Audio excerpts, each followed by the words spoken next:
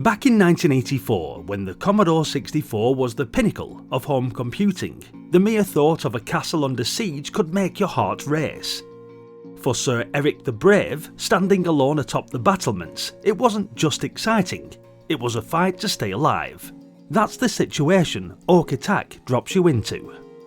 Developed by Chris James and published under the Thorn EMI's Creative Sparks label, it wasn't the flashiest or most polished title on the Commodore 64, but in its scrappy, relentless way, it carved out a unique place in the memories of anyone who dared face it.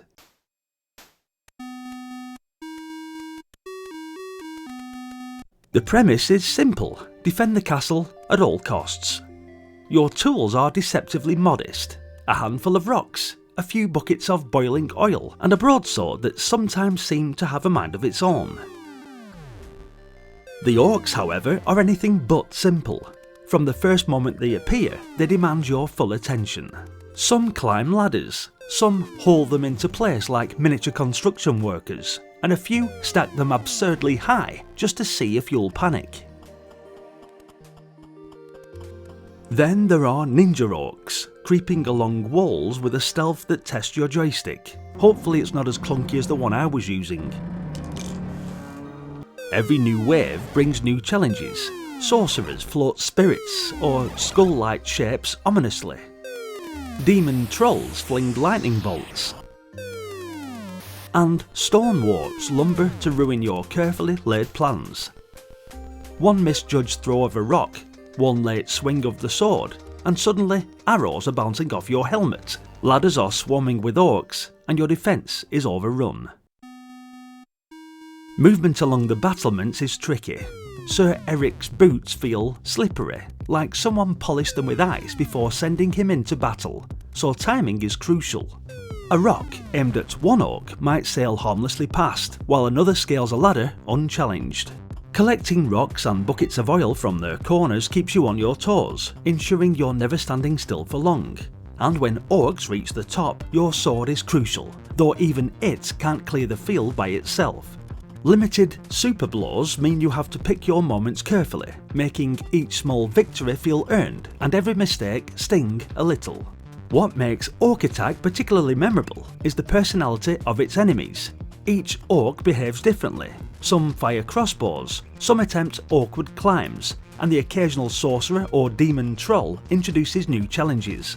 Watching ladders teeter under the weight of multiple orcs, or seeing a perfectly timed bucket of boiling oil scatter enemies across the battlements is oddly satisfying, a mix of strategy and spectacle. Even the minimal sound effects, blats for rocks, the hiss of oil, the squish of unfortunate orcs, add life to the action. 4 stages escalate the challenge, introducing more enemies, tighter timing windows, and higher demands on observation and reflexes. Survival requires understanding patterns, anticipating moves, and learning from mistakes. Multiplayer wasn't cooperative, but it gave players a chance to pit their wits against friends for the highest score. Up to 4 players could take turns on the joystick, racing to prove who had the quickest reflexes and who could keep the most orcs at bay. Every wave became a frantic, hilarious test of skill and bragging rights, and playing with friends added a whole new layer of fun. Despite its challenges and occasional frustrations, Orc Attack still holds a special appeal decades later. It isn't polished, it isn't gentle, and it isn't immediately intuitive, but it rewards timing, observation and perseverance. Every rock thrown, every bucket of boiling oil poured, every carefully considered sword swing carries weight. The ladders that stack impossibly high, ninja orcs clinging to walls, and arrows that seem to track you make each encounter memorable. Looking back, it isn't the smoothest or easiest Commodore 64 title, but it lodges in your memory. The frantic, almost musical rhythm of tossing rocks, dodging arrows, and timing oil buckets becomes entrancing once you get into it. You remember the tension of a single orc reaching the top, the satisfaction of clearing a wave with perfect timing, and the absurdity of a ladder collapsing under its own weight just at the wrong moment. Orc Attack is about focus, patience, and occasionally laughing at your own repeated failures.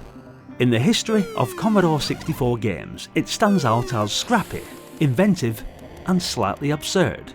It demands strategy and attention, rewards clever timing, and delivers moments of tension-tinged fun. For anyone who remembers standing atop the battlements, heart hammering, watching the orcs pile up, it's a memory of frantic, absurd and strangely heroic gameplay. A game that, for all its distinctive moments and challenges, remains unforgettable. Get it fired up on your Commodore 64 and give it a whirl. Big thumbs up. Thanks for watching guys, hit the like button if you enjoyed the video and be sure to let us know what you thought of Orc Attack in the comments section. As always, your continued support is massively appreciated. So hit subscribe for more content just like this. Check out the various playlists on the channel for more Commodore titles, and maybe stick around, as there's another one coming up right now. Hopefully. I'll see you all in the next one. Until then, bye for now.